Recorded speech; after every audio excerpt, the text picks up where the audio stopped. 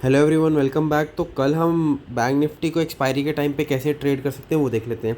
अगर यहाँ पर आप देखोगे, एक नेकेड चार्ट है ये। इसके अंदर हमने जो लेवल्स बनाए हैं वो प्राइस एक्शन को देखकर बनाए हैं। यहाँ पर देखोगे तो यहाँ पर एक रेजिस्टेंस जोन था, जो कि यहाँ पर भी इसने इसको रिस्पेक्ट किया है। ठीक है, यहाँ पर जैसे ही ब्रेकआउट आया तो उसके बाद एक हमें शार्प मूव मिला है। उसी तरीके से आज बैंक निफ्टी ने जो गैप अप ओपनिंग दी है, ये जो एरिया था हमारा रेजिस्टेंस का था, जहाँ से बैंक निफ्टी ने यहाँ पर एक रेजिस्टेंस फेस करके नीचे आया ऊपर। उसके बाद कंसोलिडेशन के बाद ब्रेकडाउन होकर अपने इसी लेवल को रिस्पेक्ट किया है। ठीक है, तो अब कल का हमारे लिए क्या हो सकता है? अगर आप देखोगे तो ट्रेंड लाइन, जो मेरा जो कॉन्सेप्ट है ट्रेंड लाइन ड्रॉ करने का, वो ये है कि जहाँ से मेजर अप मूव्स या डाउन मूव्स आते हैं और वहाँ पर एक स्विंग क्रिएट होता है। जैसे कि सपोज़ यहाँ से मार्केट नीचे आई, ठीक है, तो ये एक मेजर डाउन मूव का एरिया हो गया। ठीक है, यहाँ से अगर अब ये एक पुल बैक आया, ठीक है, उसके बाद यहाँ से एक रिजेक्शन आई, इट मीन्स कि ये first point and second point, दो पॉइंट से हम ट्रेंड लाइन ड्रॉ कर सकते हैं। तो ये हमारे लिए ट्रेंड लाइन बन गई। ठीक है, ऊपर से हमारे पास ये एक डाउन स्विंग जो है वो रेडी है।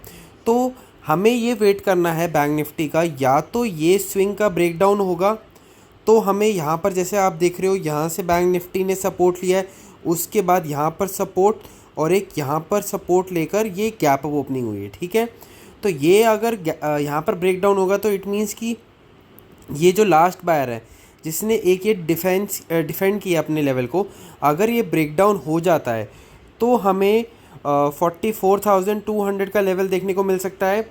और एट लास्ट ये जो स्विंग डिफेंड हुआ था वो है 44,045 का। ठीक है, ये दो स्विंग्स हमें देखने को मिल सकते हैं। और अगर बैंक निफ्टी यहाँ पर फ्लैट ओपन होके स्लो एंड स्टेडी यहाँ पर कंसोलिडेट करती है, जैसे ये कंसोलिडेशन हुआ है, तो यहाँ पर अगर ये ब्रेकआउट आता है तो हमारा जो टारगेट बनकर आएगा वो ये ट्रेंड लाइन का बनकर आएगा। वो क्यों, मैं आपको एक्सप्लेन करता हूँ।